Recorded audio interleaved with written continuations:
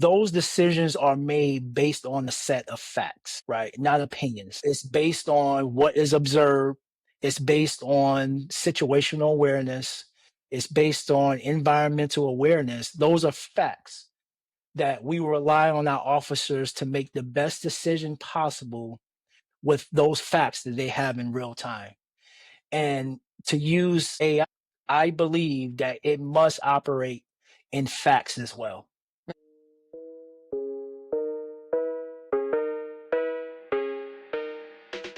Welcome to Podcast Wise. Today, we're thrilled to introduce recent Marquis Who's Who recipient Dr. Shaun Ward, a transformative leadership strategist and founder of SLW Group. With over 2 decades in law enforcement and critical leadership roles, Dr. Ward brings invaluable insights. He's nationally recognized for his evidence-based approach to public safety and organizational transformation, even enhancing his expertise at Harvard Kennedy School. Dr. Ward is also a pioneer in neurocybernetics, using brain-computer interface technology to boost cognitive performance in high-risk environments. In this conversation, Shaun Ward discusses the integration of AI in law enforcement, addressing the challenges and opportunities it presents. He emphasizes the importance of community trust, ethical considerations, and the need for a holistic approach to AI implementation. The dialogue explores the potential benefits of AI in enhancing officer safety, improving data management, and fostering better community relations. Ward also highlights the significance of involving officers and the community in the decision-making process regarding AI tools. Now that you know a bit about Dr. Ward, let's jump straight into his insights on AI in law enforcement. All right. Hey, Shaun, how are you? Hey, Tim, I'm doing well. How about you? I'm great. Thank you for coming. Thank you for joining me on this podcast today. I'm looking forward to discussing with you on law enforcement and AI. Yes, no, I appreciate this opportunity. Thank you. You're welcome. Now, speaking of AI, what AI tools do you use? Wow, so I'm getting ready to tell on myself, right? So I Yeah. mean, I'm learning, right? I'm learning for sure. For me, I write a lot. Chat GPT helps me, and also Grammarly, Mm-hmm. which is AI powered as well. Because I tend to look at some other options to consider to improve my writing style as well as continue to advance my language. So those two are the ones that I use on a regular basis. I don't have knowledge with the other ones because there's so many of them, but I'm just trying to just understand the whole AI concept, like probably many of us, but those are the two that I use. Yeah, I don't really, personally, I don't use Chat GPT. I use Gemini because I have a Google platform that we pay for, so that it's really great. It helps me a lot, and especially in copy for my LinkedIn posts, and in finding and getting really good questions, helping me formulate good questions for my podcast. Okay, yeah, I have to look into Gemini. Yeah. Like I said, I'm not too familiar, but I know there's so many different kinds Mhm. of AI type of platforms that can do many things, but I'll take a look into Gemini. Yeah, it's useful. It's very useful. Now let's jump right into it for law enforcement and AI in your work.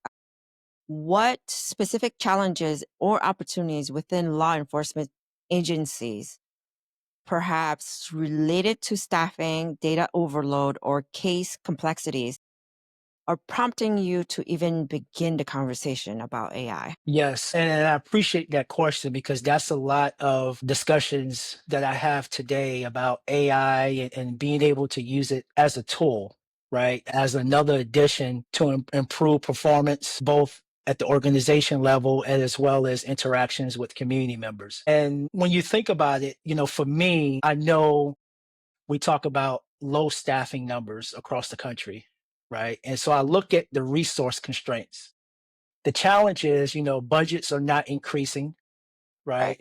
In fact, in some areas, they're decreasing. As I just mentioned, personnel shortages. And, because of that, our men and women in law enforcement are responding to these calls for service, sometimes more than they normally would because of the staffing. They're burned out quicker too. And I look at it as, okay, we understand the problem. So what opportunities can, this assist in solving this problem? And I look at how, automation has really evolved here in a short amount of time in other industry. And I believe that if we can adopt that same type of thinking within law enforcement, it could benefit us, right? Mhm. Especially when it comes to administrative tasks. We talked about report writing, any type of case triaging cases, anything that can help supplement and free up the officers to be able to spend a little bit more time in the field, building relationships, as well as having some more downtime for themselves throughout any tour of duty. You mentioned a little bit about data overload, right? So we are, a lot of law enforcement organizations have went digital in a lot of areas. Body worn camera, digital evidence, and social media, really trying to enhance their community outreach efforts. So that's just a lot of data, right? And what can happen with that opportunities I see, AI can help filter and process this data and prioritize what's relevant in any type of environment. Many departments have gone to the body worn camera, and Mhm. we know there's a lot of storage there because now that footage is treated as evidence. Right. So with it being evidence, the retention period is a lot longer. And then sometimes we're talking decades, depending upon the case and the complexity of it. So I think that's where it could certainly benefit. Another opportunity I see that it can benefit is public trust and accountability. That's the big one because we work for the community. And Mhm. without that type of trust, how can we bring suspects to justice and bring justice to our victims? So the challenge I see, over and where we hear community, they want, they want their organization to be transparent and, we talk about biases and racial profiling, all those things that come with the job. Opportunities I see AI can provide, oversight and through an equity lens, it can help monitor the behaviors of officers and perhaps use of force engagements and be consistent there. It helps remove the subjectivity and make it more objective. Mm. And then lastly, officer safety. Yeah. That's paramount. This is a dangerous profession, and each and every day, any type of call for service can lead to an officer, him or herself, face with some critical circumstances that requires quick decision making. AI can certainly improve in situational awareness. Any types of tools that can help with real time location tracking. You may have heard of gunshot detection or facial recognition. Some of these agencies, whether local, state, or federally, are using these types of platforms. So we want to be able to provide officers with as much as they can to ensure their safety situationally as well as environmentally. Yeah, absolutely. I totally agree with that. Now, in the term of AI, it can be scary, right? And vague. Right. When you when your team discuss it, what are the specific capabilities come to mind? Are you initially more interested in tools that could streamline your administrative work, or are you exploring their potential for crime analysis and investigation? Yes, I believe like anything else in law enforcement, there are so many different types of components that come with it, right? It's never a straight line in law enforcement because there's a lot of nexuses, there's a lot of interrelational, intergovernmental, interagency type of work because it truly is a team approach in law enforcement. And I view the same thing with AI, right? I think it has to be a little bit of each that you mentioned, streamline administrative work, exploring crime analysis and investigations because, it's our officers, our, frontline personnel who are showing up, right? They're the ones that are going to provide initial investigation of the incident that they're working with. And then that goes to investigators, right? They're also going to have to write a report on that incident and may have to do something with their body worn camera to ensure the footage is properly uploaded and categorized. So those are the things. And then, being able to talk to crime scene investigators who's coming to process the incident. So everyone has to work together from the call for service itself all the way up to and including case prosecution. Wow, that's a lot. Yeah, yeah. So it has to be a holistic approach, Yeah, yeah, definitely. Yeah, because I look at it as a chain, and each link in the chain must be secured in order for that chain to complete itself. And if any link is vulnerable or not secured, then that can cause the entire chain to not be functional.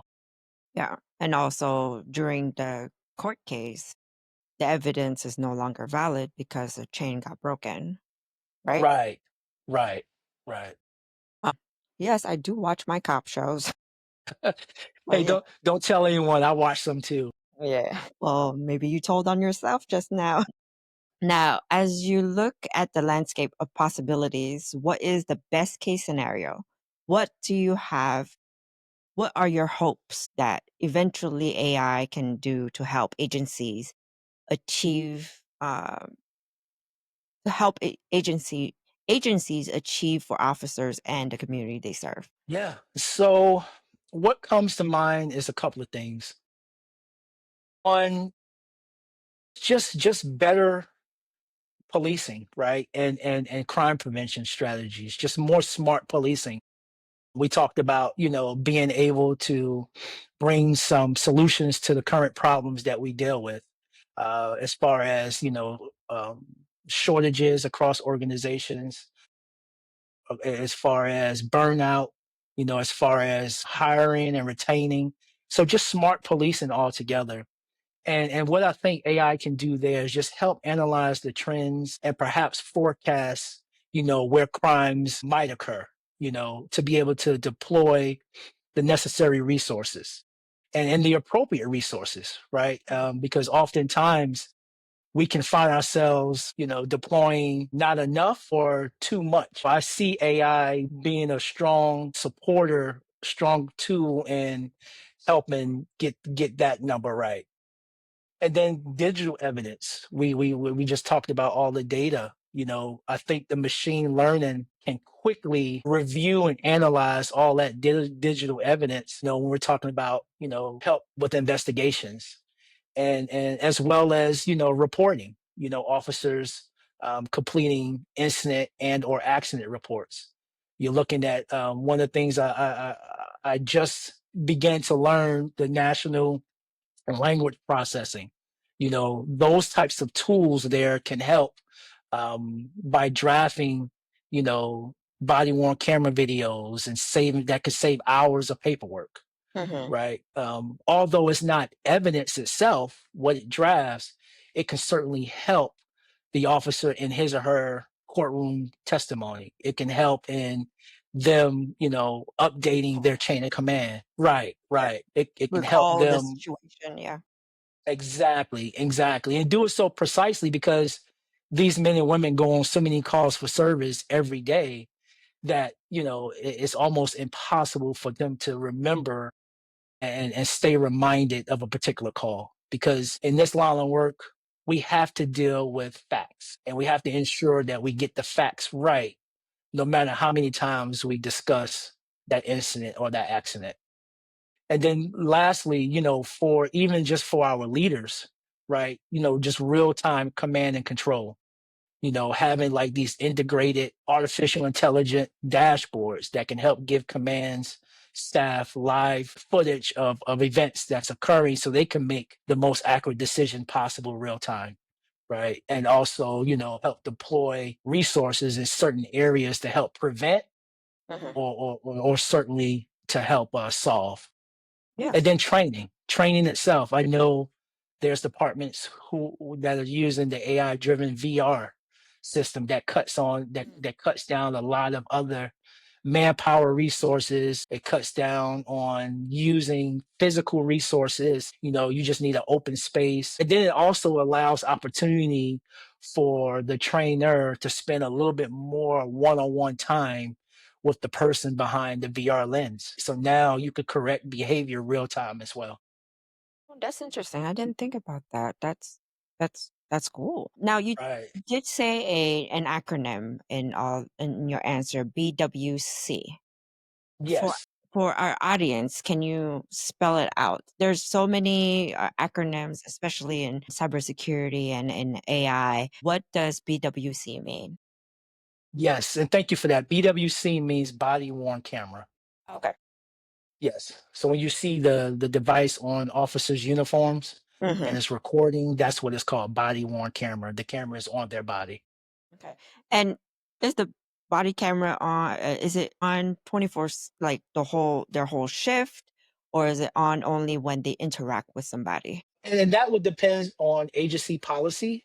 But generally, just to maintain, battery usage and data usage, and then also data storage, right? You don't want too much storage taken up by, just having it recording and officers are not interacting. But generally, I've seen agencies, their policies is only when they're interacting with communities. If it's something to help them have some evidence for an incident, that's when it's recording. But you can manually record it, and you can turn it on and off.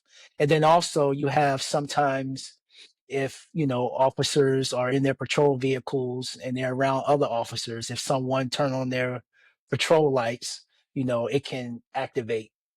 Um, so yeah, so you have those components as well. But generally speaking, no, they are not recording all day. It's only manually Turned over. recorded, turn on and off, and then also if it's initiated by blue lights or their handgun coming out of their holster, something like that. Okay. So there's mechanisms to help the automation of turning on and off the camera. It is, and that's to really help the officer because in this job you're making split second decisions. Right. And if you're going to unholster your weapon while you're working, chances are you just made a split second decision. So it's one of those things that if I have to turn my lights on or I had to unholster quickly, then I don't have to look at an extra step to press that record button Yeah. to capture that information. Yeah. That's really cool because I wouldn't want to be like, hey, I'm taking out my gun. I don't know how to do this. I'm taking out my gun, unholster, and then oh yeah, I gotta press a button, and that that's a lot of jumble It to go is. through It too. is. Yeah, and then have all of the emotions also at the same time. That's good that there is a triggering mechanism for that. I'm glad that exists. Yes, and also if I might add, also I think what is critically important, oftentimes when you do press the record button, the activation actually goes back 30 seconds. Okay. And that information is very, very important because, someone like myself, if I'm reviewing body worn camera footage, I want to know what might have caused this officer to unholster their weapon. What might have caused this officer to, activate their lights Hmm. in the vehicle, their sirens in the vehicle. So that information is just as important as the officer making a split second decision. Intent. Right. Exactly. Yeah. Conversely, what are your primary concerns or your biggest hesitation as you stand at the beginning of this journey? What is your nightmare scenario that you want to avoid? Yes, a couple of things come to mind when I think about this. Certainly bias, bias in the technology when we talk about algorithms, because if it's not properly designed or clear oversight, some type of governance that surrounds it, these systems may reinforce, policing bias historically, right? We talk about Chat GPT. We know that what it does is serve, abundance of information out there to try to give you the answer to whatever question that you put in there. But what we don't want while it's doing that is to give us something that's so traditional and archived, but just still readily available for someone to use, right? And the same thing when you're thinking about bias, right? If there's not proper oversight or proper design into that language model, then we could be setting ourselves up, for some problems in the future. So that I also think about privacy. When we're talking about data collection and surveillance, we have to look at, was it constitutional? Did it violate somebody's civil liberties? And then as much as we try to use tools as a way to support us, as a way to assist us, like anything else, we're humans. So what we don't want in this human profession is for officers to over rely themselves on using AI. And just realize that it's not a replacement of you still having, the ability to collect evidence, the ability to write a report, the ability to help with case management and investigations. This is only to help supplement those efforts and not replace them, because what AI doesn't do for us, it doesn't have that human judgment, right? And so how would that help when we're trying to continue to build and sustain effective relationships in the community and partnerships, to help support our work? True. Okay. Now, before any technology is purchased, what are the foundational ethical principle or red lines do you believe are essential to establish? Are there any potential issues of AI that you would consider off limits for for you guys from onset? Yes, and that's an interesting question, because although as much of a tool that we will rely on it to support us, we also have to recognize that it can support us negatively as well, not just positive, but also negatively. So what I look at red lines, what we don't want the tool to become predictive in a way that it links to individuals. And what I mean by that, we don't want it to label people as a likely offender, right? Okay. Or to be able to say that because this person has a history of said crime, that this person could be, the suspect for this crime. So that's something that we don't want, because, there's a high risk of racial profiling in that, right? Violating, someone's constitutional rights, right? And just wrongfully just targeting people. We also don't want any type of it to recognize any emotions, because it's a computer, right? There's no heart from a computer. So we want to make certain that we don't want it to detect any type of criminal intent, right? Or deception because they use a certain tone, or they had a certain, facial expression, sorry, or any type of posture, the way that he or she, bladed themselves. So we want to be careful and cautiously aware of that as well. And I think that the more that we're able to train our officers themselves, that we can minimize those effects or be able to define them as they come about. Because sometimes, computers, as you know, when they work well, they are highly effective. But when they're not working well, then we know how much of a stress, how much of a issue that becomes.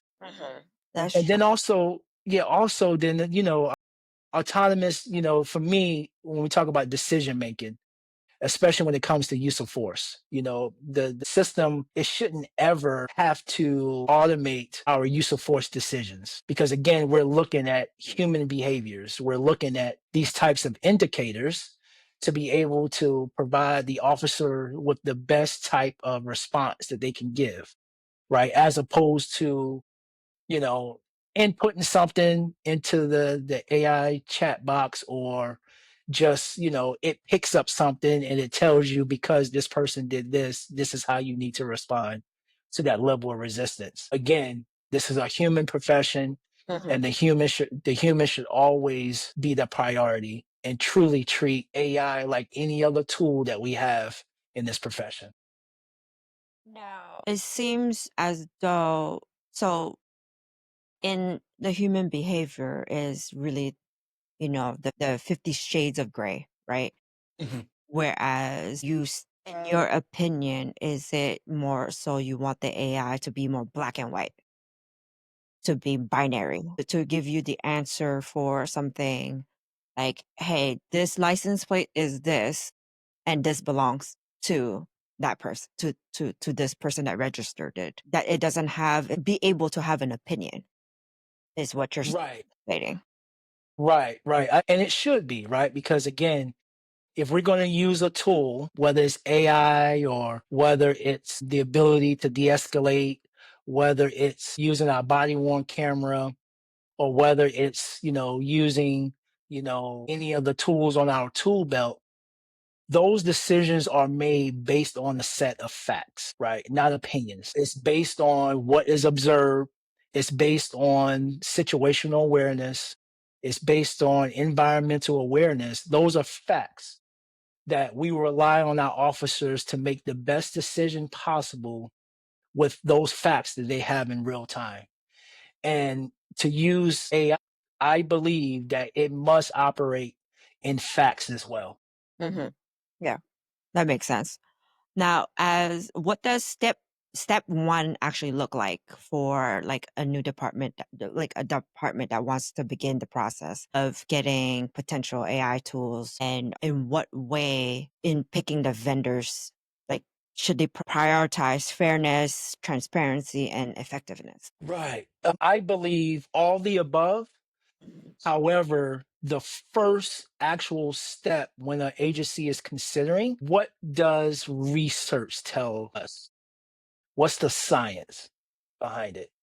There are a lot of organizations in this industry and outside of this industry, many academic institutions, as well as your national, international think tanks, are trying to investigate AI. Hmm. And some have already produced, journal articles, some of which been peer reviewed. You know, I think it's critically important to look at what is being published about AI now. Okay. That should be the first step, because I think that's going to drive the direction in which what we use AI in this profession as to benefit us. I think that would be step one. What's the science behind it? Because again, when you bring in something like this, and we know AI has taken off and evolved so quickly, and this industry, right, is still catching up. Yeah.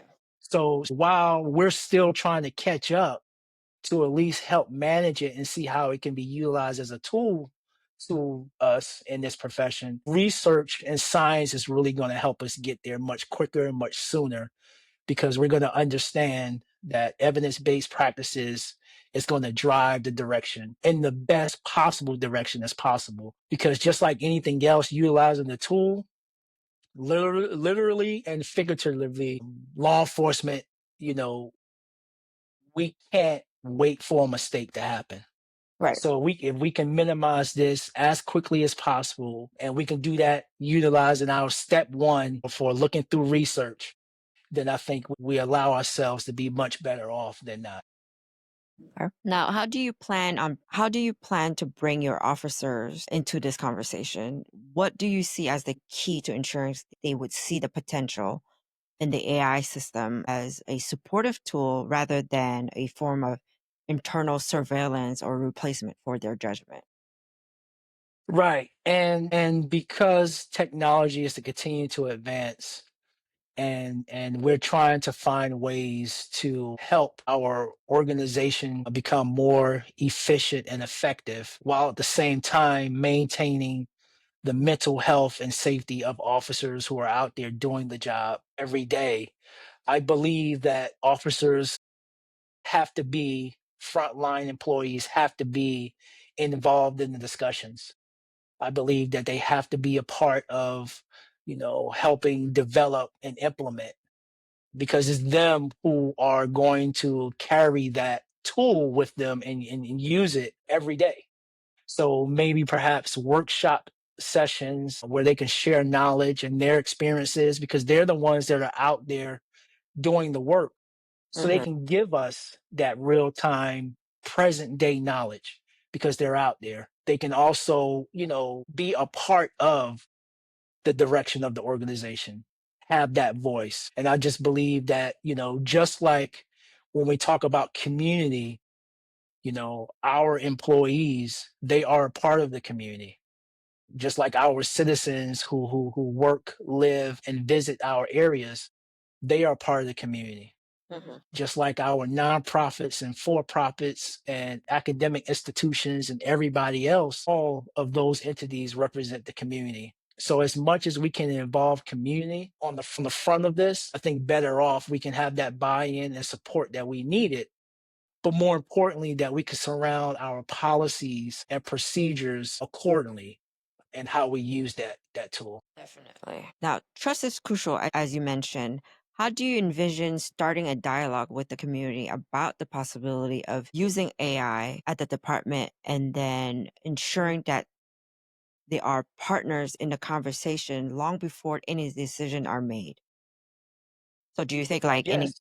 like town halls or anything like that? Yes.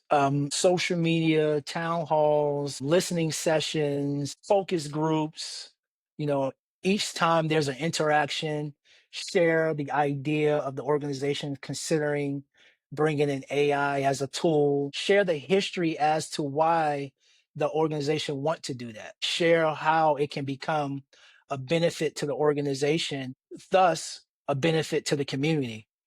You want to hear about their concerns and hopes and talk about that and involve them too in these listening sessions and these pilot groups.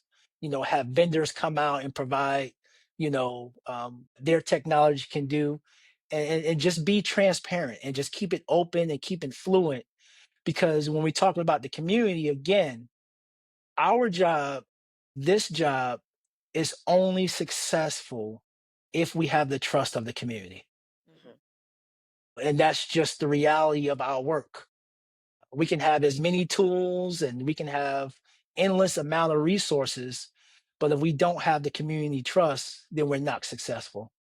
And allow all that information, all that feedback and recommendations to inform how we're going to move forward using AI. And it's not going to be set in stone. It's going to be a living document, Mhm. because as much as the technology continues to advance, then the organization has to continue to advance with the technology, which may cause some updates, some scaling, those types of things.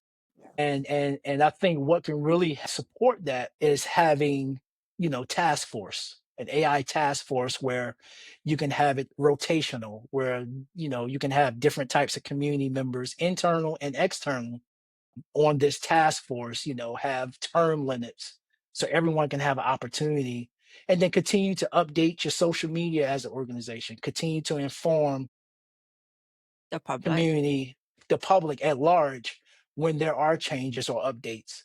But then most importantly, share the success of it too, right? What success has the department received using AI?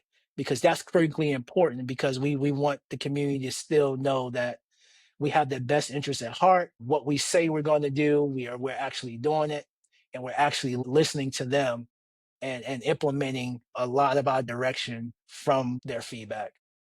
Okay. Now, in your travels across the state, across the country, have you heard what have you heard as concern through the community and the hopes that they would have for it? Yes. So as anything else, concerns that you would hear is the bias, potential, bias that can bring, concerns would be, not having any type of governance behind AI, Mhm. where, their civil liberties could be challenged, right? Their legal constitutional protections could be challenged. The integrity of the program could be called to question. Those types of things that you hear concerns of. And that's why it's critically important to explain the what the organization is thinking of, but more importantly, the why and the how behind it, and allow them voice to help shape that how and why. Okay. That makes sense. Now, looking at the broader picture, as you navigate through this really complex landscape, where are you turning for reliable information and guidance? Are you looking at what other agencies have done, seeking advice from experts, or or are you waiting for a clear federal guideline? Yes, complex landscape it is, right? Right. And because it's so complex and so varied in many different environments, that's when it's critically important to pull from as many types of environments as you can to help shape the environment, within the organization, and how it's going to help with the function of the organization. For me, I can speak of two who I'm directly associated with: think tanks, national, international think tanks on this very topic. One come to mind is the National Policing Institute, NPI. And I know that they focus a lot on, guidance, evaluation frameworks, and policy development. So when we talk about the early stages, you want to bring them in. And as a fellow with the National Police Institute, I am close to a lot of their work, as well as a lot of things that interest me in their work. So I know that they are one of the think tanks out there that really want to help shape policy, and offer themselves to every agency who would like for them to be a part of that. Another one I can think of with me, and this is new to me. I was recently became a fellow about 3 months ago, and that's with the Future Policing Institute. And actually, that what got me attracted to that is because it is specifically focused on AI and Right. trying to develop policy um, around that in this profession, because that's difficult in itself, right? Because each state has its own set of laws.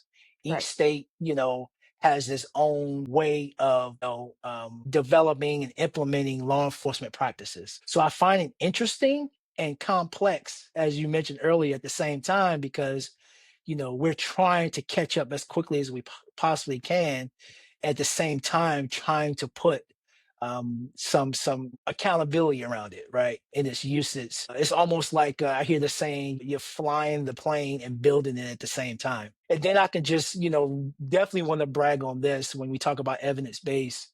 The National Institute of Justice, my Leeds colleagues, Leeds, LEADS. I'm a scholar with Leeds, Law Enforcement Advanced in Data and Science. And that's a lot of peer to peer insights on what worked, what doesn't work, and how can we continue to engage in our peers and the communities. So there's a lot of work being done with AI there. In fact, I was just at a virtual conference with many of my peers with the NIJ Lead Scholar Program, and other peers and academics, as well as law enforcement experts and professionals, just talking about AI. So a lot of work is being done. I'd be remiss if I don't mention PERF, Police Executive Research Forum, if I don't mention IACP, International Association of Chiefs and Police, if I don't mention these big time think tanks, because they usually are the ones that set the direction, the course of law enforcement practices. And because of the reach that they have, those are the ones where many people lean into and lean on for direction. Let's say, and I want to also speak to my academic universities and colleges. Those folks, they are out there doing the work too, investigating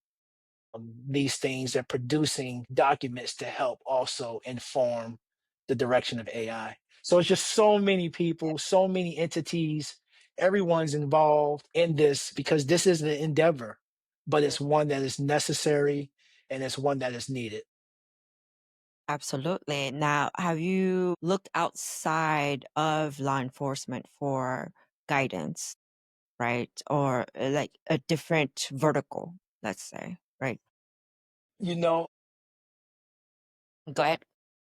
no, I appreciate that too, because it's also important for the profession because we have always been traditionally, I've been in law enforcement for over 22 years now and still serving. And, majority of my time doing this work, we've always been isolated, right?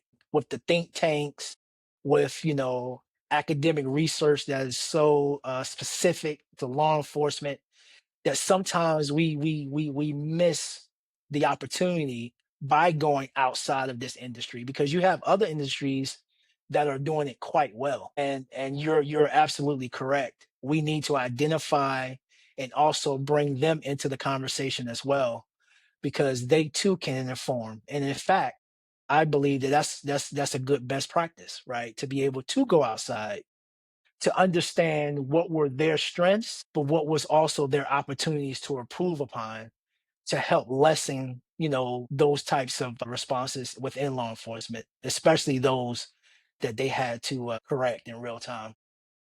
Yeah. Because I think a different perspective, right? Because sometimes we, especially when we're in a group setting, that we all have the same interests.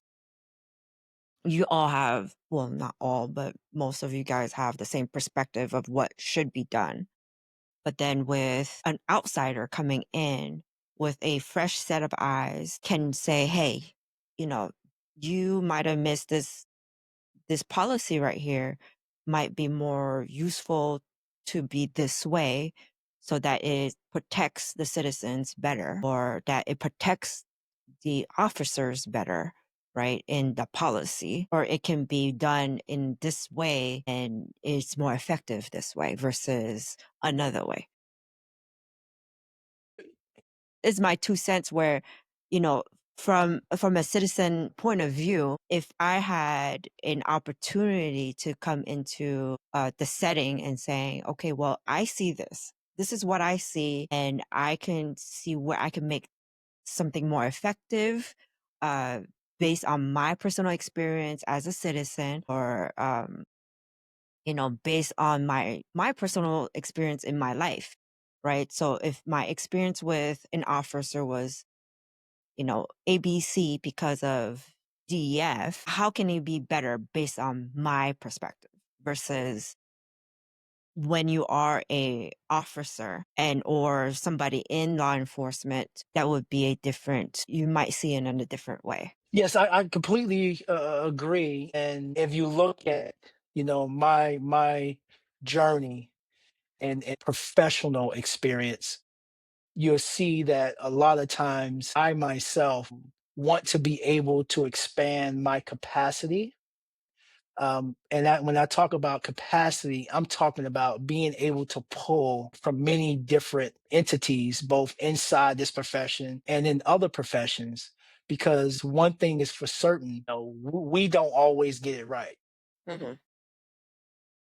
And unfortunately, as it is, being such a high risk profession, that there are not many times where we can get it wrong and still be okay because truly lives depend on us making the best decision at that time and we can pull from others. And I think that's why it's very valuable to have partnerships, Hmm. right? That's why it's very valuable to have these relationships and to be very intentional about trying to understand, what other industries is doing, Hmm. for this topic. What are you doing? Yeah. And I think that's why it'd be important to have, committees where you are intentionally having people who represent these other entities when we want to advance our organization, advance this profession to also be at the table, to be in that room, to offer those perspectives. Definitely. If you had the magic button for the perfect AI tool for the departments tomorrow, Wow. what problem would you solve first? Well, when you said magic button, that kind of made me smile because I wish I had many magic buttons every day. Yeah. But for me, I am very passionate about my coworkers and my overall health and wellness. And that's number one because it takes a human to do the job, Mhm. and it takes a human to be as optimal and as well as they possibly can, physically, mentally, emotionally, psychologically, as possible to do a good, effective job.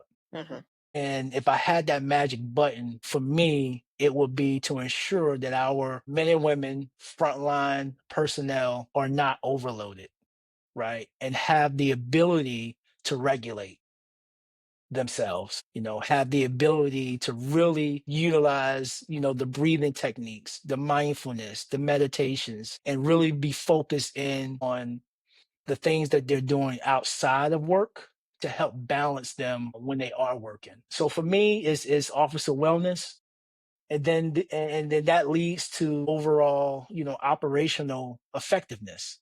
We want to ensure that our health of the organization is high as well, right? So that's important to me because again, it's all about public trust. If the public don't trust us and we are not working diligently every day to ensure that we have their trust and we're not continually to work on their trust, we're not going to be successful. It's no matter how many programs we have, how much technology we have, public trust is our anchor. And that's how we are successful because, again, we are here to solve problems, try our best to prevent them, but certainly solve them. Yeah. Now, to go back to the previous question about the complexities and how you get some information, um, I was thinking, you know, another profession that is very human centric is healthcare, Mhm, mhm. right? So in healthcare, I think if talking to the doctors, the nurses, and seeing how they do AI might be beneficial for law enforcement. You're exactly right. I appreciate that because that's another high risk occupation, Mhm. right? They too, as you mentioned, deal with humans, right? And oftentimes when we're talking about our medical staff, our medical professionals, they don't have, the similar tools that we might have, right? To try to prevent or try to de-escalate a potentially volatile, dangerous situation, right? And then just like us, they are usually dealing with community, with patients in vulnerable stages, right? So yes, you are exactly right that we can benefit a lot from medical industry and how they do things. In fact, I'm sure that it could be great benefit, because they don't have the tools that we have in real time to try to de-escalate encounters. Yeah. But also like how they use AI, I'm quite sure is through, like reading the scans, note taking, and all of those applications are being used, right? So I know of a few vendors that help with note taking so that then the doctor or the nurse can have a transcribed note to be able to put on file for that patient. So that way, one, it's easier to talk to the patient and have full time um, interaction with them, more connected to the patient, so that the patient is like, okay, yeah, they care about me, and not just, oh, I'm taking notes and I'm ignoring what you're saying because I'm taking notes, right? So that application for AI is, I find it very interesting, and I think that could be also something to add to the body cams transcription of what is going on at the same time, that then in the video to the file to the investigation can have a word for word what was being said and from who. But I would add that one, I wouldn't fully trust it and wouldn't fully submit to it. I would have a human verify what was said before I click submit. Yes, and you're right. That's one of the biggest opportunities for trust, right? Being present in the moment with who you are engaged with at that time.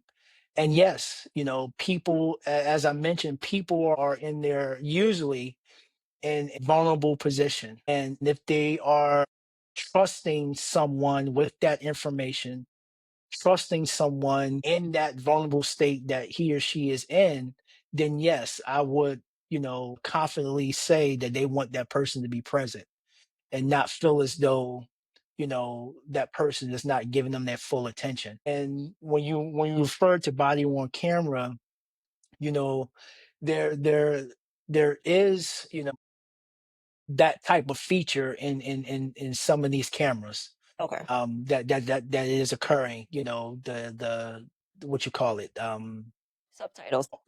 yeah, subtitles. It's kind of like we're talking in our phones today with it talk to text, right? Mhm. So there is that feature, and you are right. I can still be present, I can still speak with you because I know that um it's being transcribed once I hit that recorder. But then, yes, going back and being able to verify that information too before it goes into a report or becomes a part of a case file, verifying it. Because sometimes it's going off of your tone, inflection, how well you pronounce words, all those types of things are happening.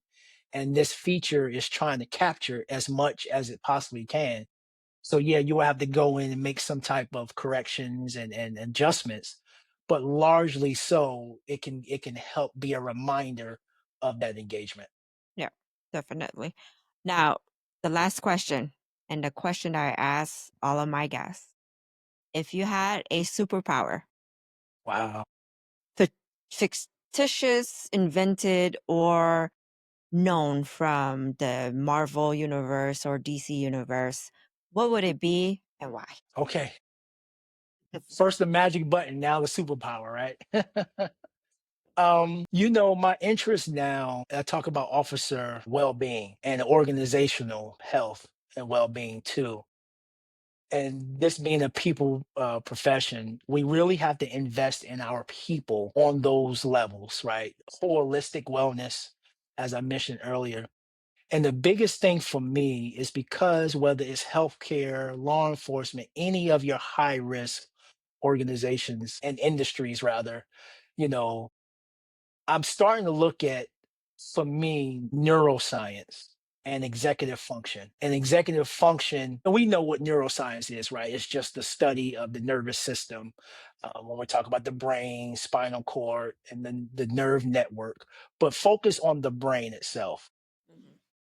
And just where my interests lie now and what I've been working towards the last couple of years is that transformational understanding the science of what the brain does and how can we be better human beings in doing our regardless of what that work is. And when you're talking about executive function, I'm particularly focused in on impulse control, right? Being able to regulate our emotions because that's going to allow us to be better decision makers. And because we have to make split second decisions, it is important to ensure that our executive function is operating at a high level. So if I had that superpower, right, my superpower would be to be able to immediately enhance our frontline workers, our managers, our leaders, every human being ability to have a high level of executive function, to boost their impulse control, their decision making, being able to understand what's going on in their environments, both in the situation in front of them as well as the environment around them. I kind of look at it like like a tuning fork, if you will, neurologically, right? A tuning fork that you can synchronize, chaotic minds into a calm, focused leadership state to be able to make the best decisions in the moment. Okay. That's Yeah, so that's that would interesting. be Yeah, that that's a would be good my one. superpower. That's a Yeah, good one. yeah. So I am doing some work in that arena now, and it's very interesting and curious to me. So that will be my superpower at the moment. That's a good one.